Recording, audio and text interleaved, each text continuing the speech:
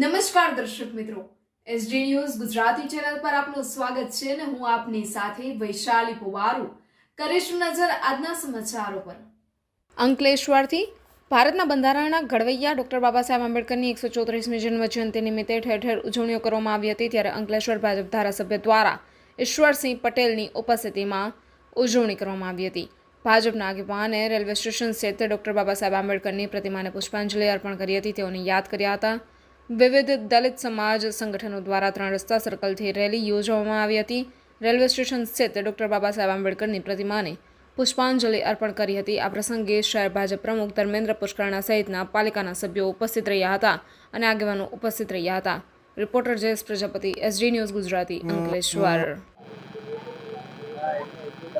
બંધારણના ઘડવૈયા એવા ડોક્ટર બાબા સાહેબ આંબેડકરજીના આજે 134મી જન્મજયંતિ નિમિત્તે સહર્ષ નમન કરીએ છીએ।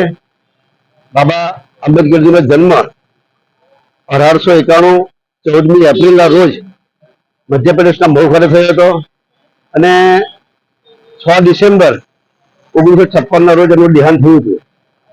જેઓએ વિશ્વવિદ્યાલયની અંદર શિક્ષણ પ્રાપ્ત કરીને બ્રિટન, અમેરિકા, જર્મનીની અંદર પદવી પ્રાપ્ત કરી સ્નાતક થયા અને આપણે જોઈએ છે કે કાયદા વિભાગની પદવી પ્રાપ્ત કરીને દેશના પ્રથમ કાયદા મંત્રી તરીકે જવાબદારી નિભાવી।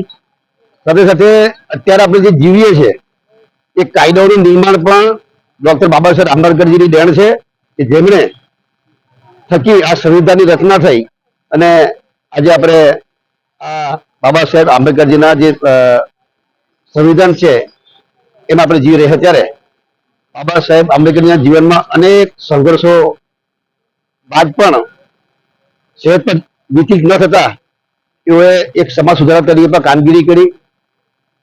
બાળ વિવાહ હતા, બાળ વિવાહને પણ નાબૂદ કરવા માટેનું એક અભિયાન ચલાવ્યું।